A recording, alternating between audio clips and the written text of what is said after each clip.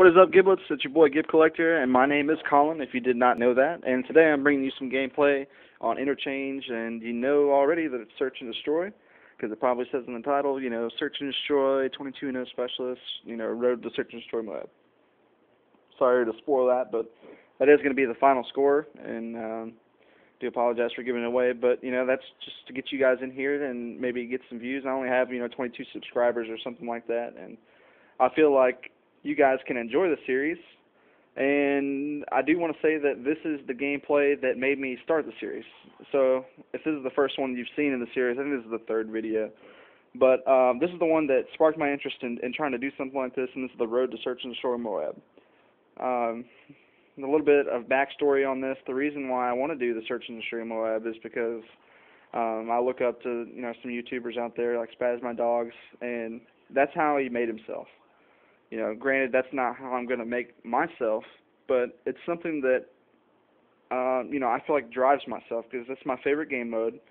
I don't know how it is for you guys, but when I play Search and Destroy, like, I don't know, just the adrenaline flow is something similar to where I played sports, and, it's just, there's nothing like it when, you're the last guy and you got to pull it through for your team, or like if you're a football player and you've got to get a touchdown, you guys are in the fourth quarter, you got to make a sack, or you got to, make a catch or make a block. You got to do something, and you just feel like you're relied on by other people, and other people are watching you, and they're expecting you to do something, and that's what I get. In the clutch, I'm very comfortable there, right? And I'm not calm by any means, like it gets my blood pressure up, my heart's beating and stuff like that.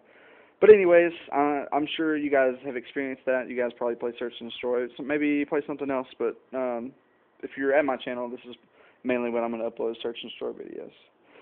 So to get back on topic, I do have a series, Road to Search and Destroy MOAB. And what that means is I'm, very confident that I will get one. It doesn't mean that it's going to be a riot shield MOAB, because I'm not going to ask several of my teammates to use riot shields and, call everybody out or anything like that. However, in some of these videos, you will see me using teammates to, some of them reconned. I'm not asking them to recon, but they're doing it because they feel like, that would help out best. But, and it definitely does help. Having someone reconning and being on your mini-map, it be very beneficial to you as far as trying to find where people are, but mostly the thing that benefits most is just having a spotter.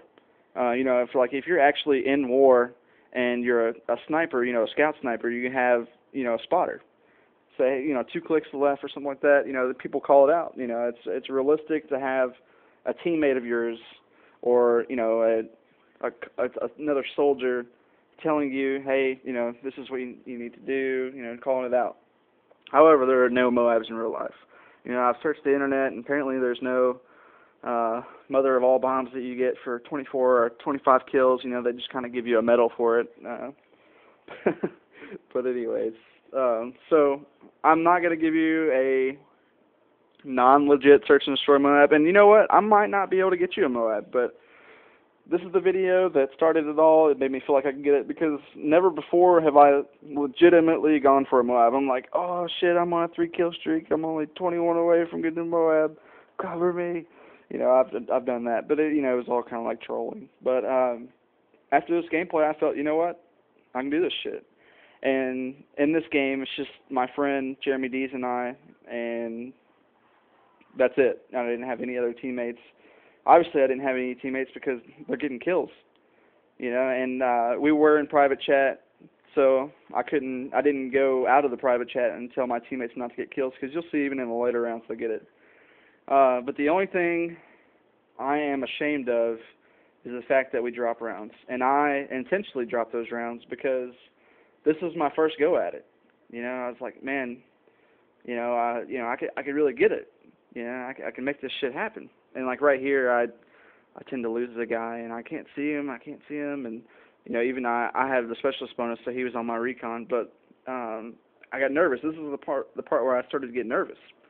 So my aim might be a little bit off in these next couple rounds or something like that. I do apologize. I'm not claiming to be, in the top tier of Call of Duty players or anything like that. I'm just, who I am. I think I have like a 1.9 kill death ratio. It's probably it was higher than that last week, but as far as Call of Duty games, that's the highest I've ever had.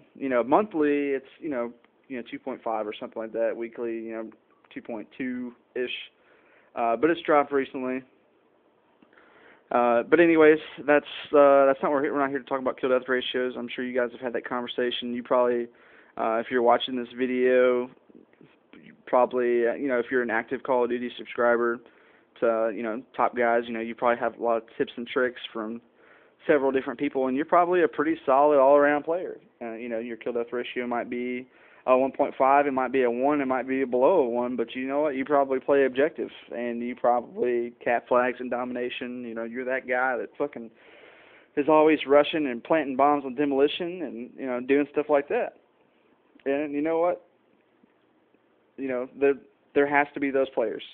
And I hate that in this game that I am a kill whore, but you know what? This is what made the game fun for me at this moment, and that's what I was going for. That was the feat I was trying to accomplish, and the gameplay might get somewhat boring here because I do start camping. I did have to kind of take it off a little bit because I did know there's a guy with a shotgun around this area, or maybe it's not this round, maybe it's the next one, but just water break here just for just a second. I'm not used to doing these long commentaries. This is somewhat of a long gameplay.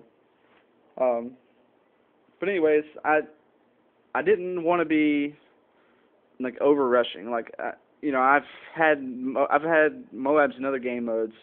I really only have like 12 MOABs altogether, but most of the time, I've lost MOABs because I got in the zone, right? I got in beast mode and just started shredding people, getting triple kills, double kills, stuff like that. And then I could just continuously play that way. I never took a second to calm down and turn around on a flip spawn or something like that. And it ended up costing me. So this gameplay, I did try to just play it smart as I could, and not do anything stupid. And it panned out pretty well for me. So here I take out the last 3 guys, and this is where the part where I'm gonna have to start dropping rounds. And I lose a kill right there to Jeremy D. So if I didn't lose that kill there, I could have had 23-0. But regardless, there's many kills I lose. But there wasn't ever a point where I asked my teammates not to kill people. I will upload a video. If I get enough likes on this one, I will upload a video here pretty soon, which is probably the best gameplay I've ever had.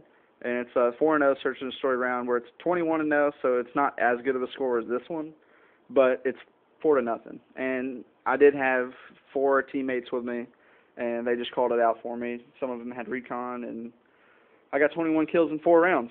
And the one random we had on our team got the other kills, I believe. But so I do want to talk about what your opinions are.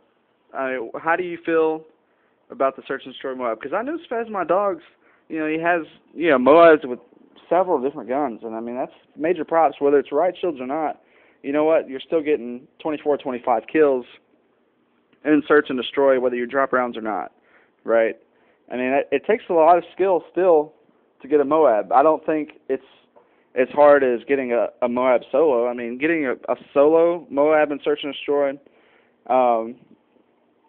One of my friends thinks that it would be cheating, basically, if you're able to get it, because the odds of it happening are so slim, because people play Call of Duty all the time.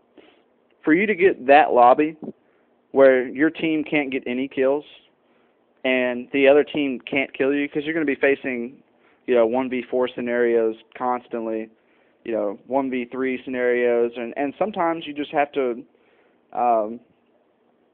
expect your teammates not to get kills, or they're rushing, doing stupid stuff. Like, what are they doing? Not aiming? I mean, what's happening? How do your teammates not get a single kill in 4 rounds? Well, see, and that's why he thinks it would be cheating. And the reason why he thinks it would be cheating is because you wouldn't be playing search and destroy the way it's meant to be played. He said you're never going to find a lobby like that, and it's if you're having teammates not get kills, then it's called boosting, and that's a form of cheating. Do you agree with that? Um, see, I'm somewhat torn on the issue because, regardless if, you know, my teammates are going for kills or not, you still have to kill them. There's times where, in this video, where I was the last guy alive, and I still had to clutch it. I mean, yeah, I didn't go for the defuse and go ahead and finish the game off like any normal person should do. Like, there's been times, I'll admit it, this is somewhat hypocritical, because there's times where I would be like, you know what the fuck is this guy doing? Why is he dropping this round? I do not like to drop rounds. I like to just go on to the next game. I don't like stalling. I don't like slow gameplay. That's why I can't stand the crouch walking that goes on. I don't like what this search and destroy has come to. But at the same time, you know what? If you're still able to pull it off, pull the clutch off, it's skillful. And all in all, it still comes down to just a video game. It's not like I have skills like I can make fucking sandwiches all fucking day long, or I can fucking read a book in 3 hours or anything like that. That's not. We're talking about video games here. So I use the term skillful lightly because it is a video game, but that's what you guys are here to do. You're here on YouTube watching Call of Duty gameplay. I doubt that I'm getting anybody off cooking channel or anything like that watching this like, I gotta see this Road to Search and Destroy Moab, I can't wait to see this. That's not happening. I don't know how I even got to that, but regardless, I do want to hear your thoughts on it. What is a legitimate Search and Destroy Moab to you? Because I know, past my dogs, he has like 28,000 subscribers, something like that. So that's at least 28,000 people that enjoy that. A boosted Moab. And he does have unassisted Moab. He has solo Moabs. I think he has at least 2 of them. How many people have them? I remember the first time I watched one of his videos, and he's like, if you're able to pull off one of these Moabs, then you're like in the top 5% of people that can do it, right? And I don't believe it's necessarily 5% of people that can only do it. It's only 5% of people that have done it, right? Because